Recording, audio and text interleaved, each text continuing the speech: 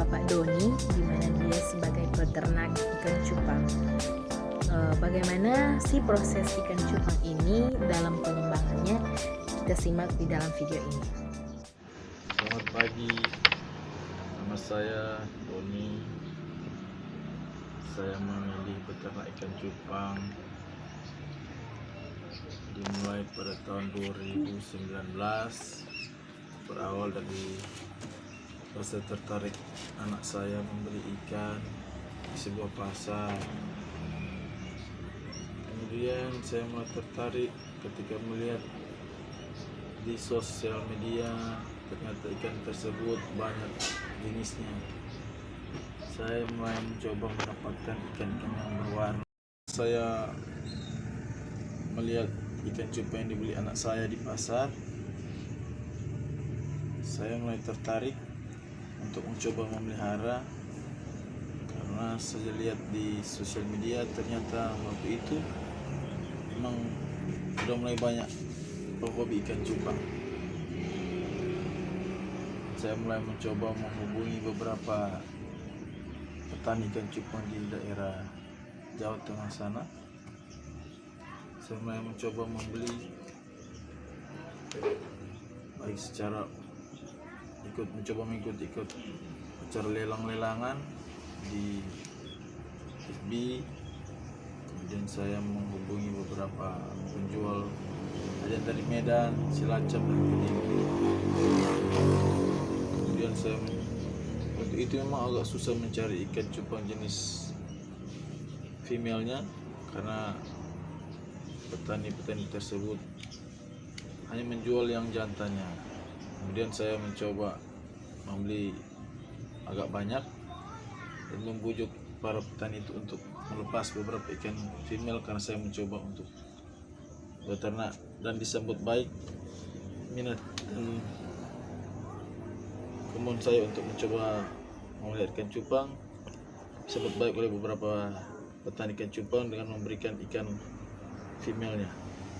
Dan sejak saya mendapatkan itu, saya mencoba mulai belajar beternak, mempelajari bagaimana cara proses mengawinkan ikan, cara memelihara selama masa dia bertelur hingga dia menetas hingga dia dewasa. Ikan cupang ini awalnya saya kira hanya satu jenis saja, ternyata dia ada beberapa jenis. Ternyata itu dia ada dikategorikan baik itu lewat kondisi fisiknya, ekornya. Ada ikan cupang itu yang misalnya yang cupang hias, ada juga cupang aduan. Cupang hias itu yang saya tahu itu kan banyak orang suka itu yang jenis half moon. Kemudian ada ikan cupang krontel, ikan cupang plakat, ikan cupang double tail, dan ada ikan cupang giant. Di tempat saya ini saya melihat ikan cupang jenis half moon dan plakat serta sedikit krontel. Di farm saya ini ada yang usia dari seminggu, 2 minggu, sebulan, 2 bulan, 3 bulan, belum banyak sih. Dan namanya juga tak belajar, sampai sekarang masih terus belajar. Dan proses memelihara ini pertama memang agak ribet karena beberapa faktor. Pertama dari segi pemberian pakan. Pemberian pakan ini terdiri dari 2 macam pakan, yaitu pakan hidup dan pakan tidak hidup. Pakan hidup ini terdiri dari mulai dari kutu air.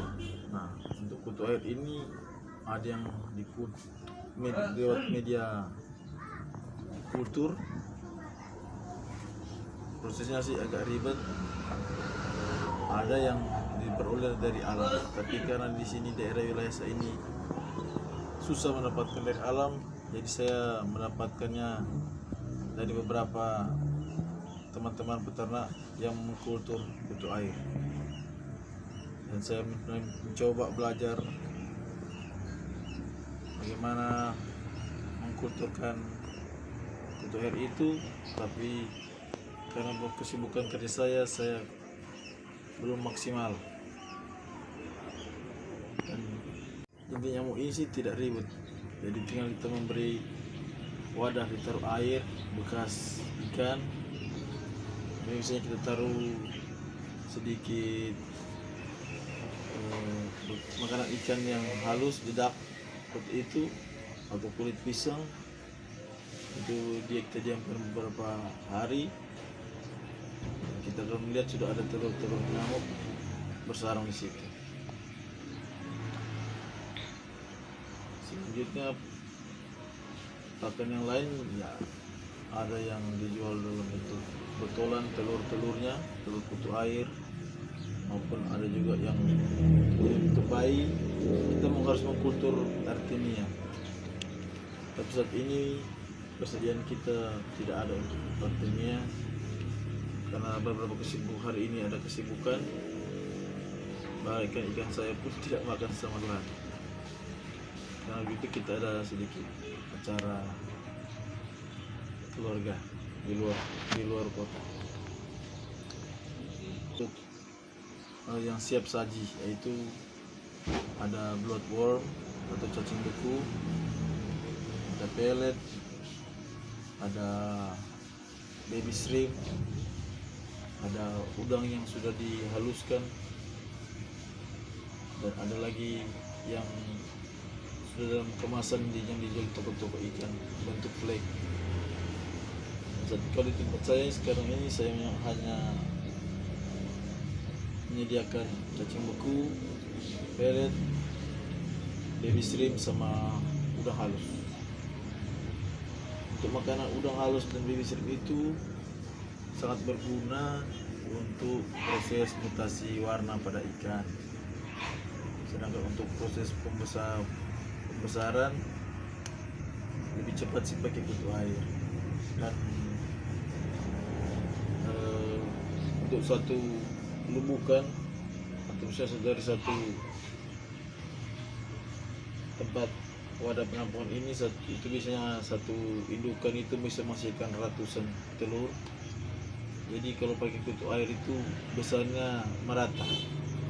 Tapi kalau pakai jenis makanan selain kutu air itu pasti terlihat perbedaan besarnya, ada beberapa yang besar dan sebagian yang kecil. Untuk porsi ikan cupang sendiri itu sejak masa kawin itu, ikan itu sampai dia proses bertelur itu, sejak mereka disatukan kawin itu bisa memakan hanya proses 1 hari, ada yang 2 hari, ada yang 3 hari. Untuk proses pengeraman telur itu dijaga oleh ikan jantannya, itu memakan waktu sekitar 3 hari untuk proses menetas. Dalam sejak proses menetas itu 3 hari sesudah menetas, ikan itu baru dikasih makan Artemia sudah dikultur itu pemberian pakannya itu mulai dari 3 hari sampai 4 hari dia menetas, hingga 1 minggu 2 minggu masih bisa. Bahkan saya lihat di beberapa semet ada yang sampai usia 1-2 bulan pun masih diberi pakan Artemia. Tapi sebenarnya untuk usia 1 minggu pemberian pakan lewat kutu air itu sangat bagus. Untuk proses ikan sejak dia usia seminggu sampai dia dewasa itu, dia membutuhkan waktu sampai dia siap untuk kawin itu mulai usia dari 3,5 bulan itu biasanya sampai mulai dari usia 3 bulan sampai 4 bulan itu biasanya ikan itu sudah dipanen oleh para petani. Kalau di tempat saya Saya masih senang melihatnya, bahkan sampai usia 5 bulan, 4 sampai 5 bulan baru saya angkat. Untuk proses ikan ini, untuk yang biasanya yang dijual itu ikan yang jenis jantan. Nah, ikan jantan yang warna itu seperti galaksi, ikan jenis galaksi, multicolor, koi, bahkan sekarang yang lagi viral itu jenis avatar, koi, red koi cooper. Itu proses mutasinya ada yang memakan waktu mulai usia 3,5 bulan sampai usia, bahkan ada yang sampai usia 5 bulan. Yang paling lama itu proses mutasi adalah jenis ikan avatar, karena memang agak susah. Tapi di tempat saya ini belum ada ikan itu, karena harganya sangat lumayan mahal dan prosesnya untuk dia mutasi itu harus sabar dengan kesabar. Untuk di tempat saya ini kendala yang saya hadapi di sini yaitu dari jenis pakan hidup agak susah, karena seperti kultur untuk air itu saya sudah berkali juga dibantu oleh teman-teman saya mencoba, tapi karena kesibukan saya kurang teratur dan kurang telaten, sehingga beberapa kali saya mencoba proses kultur kutu air ini. Sempat juga sih 1, 2, 3 hari dia produksinya banyak, tapi kemudian dia menghilang karena saya kurang telaten memberikan makanan dan beberapa trik-trik khusus yang diajarkan teman-teman saya. Untuk masalah keuntungan, ya pertama karena ini hobi buat saya, yang utama dia melihat proses dia bertumbuh dari masih burayak hingga dia dewasa, itu adalah suatu kesenangan tersendiri bagi para pecinta dan penghobi ikan cupang. Melihat dia proses mutasinya itu membawa suatu perasaan yang enak, apalagi setelah pulang kerja untuk menghilangkan rasa penat. Saya lebih menikmati melihat ikan cupang saya, sehingga ada perasaan enak dilihat, tenang. Dan untuk proses yang sudah dewasa itu ada yang beberapa dijual, biasanya ada yang dibeli, sudah ada yang pembelinya. Mereka yang mendatangi saya secara langsung, datang ke tempat saya ataupun menghubungi saya lewat WA atau telepon. Untuk mereka lah yang menampung jadikan saya untuk dijual. Kalau jual langsung sekarang ini saya belum mempostingnya karena kesibukan beberapa hari ini. Kebetulan ada kedukaan keluarga, jadi saya belum menjual ikan saya pada saat ini.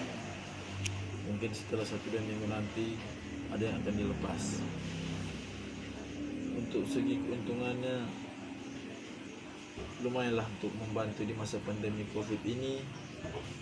Ya, pendapatannya sih lumayan, sudah cukup membantu. Demikian penjelasan dari saya. Terima kasih. Untuk pakan yang saya jelaskan tadi, ini untuk pakan untuk ikan yang baru lahir, yang baru menetas, 3 hari setelah menetas sampai usia 2 minggu. Artinya ini harus diputur dengan cara memakai aerator dan air ditambah garam ikan dengan takaran tertentu. RD untuk burayak usia di atas 1 minggu lebih, bisa sampai usia 1 bulan.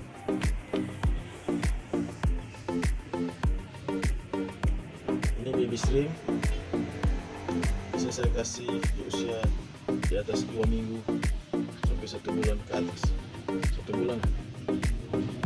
Ini berguna untuk proses mutasi, mempercepat proses mutasi ikan.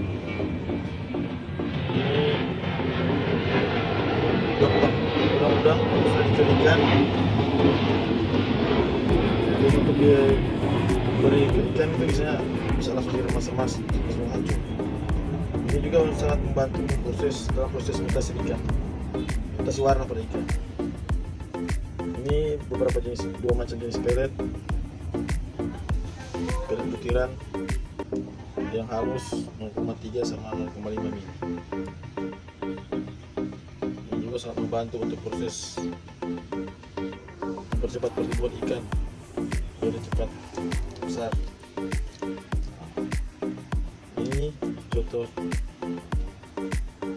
bukan promosi, tapi kebetulan saya dipasok oleh teman saya yang kebetulan di tempat kami, dia memegang merek ini. Ini ada cacing beku, jadi cacingnya bloodworm, ini cacing darah. Ini jenis-jenis makanan yang ada di tempat saya. Untuk airnya saat ini lagi kosong stoknya, sama jeti ada tapi masih sedikit aja. Demikian beberapa sirkel makanan yang ada di tempat saya. Terima kasih.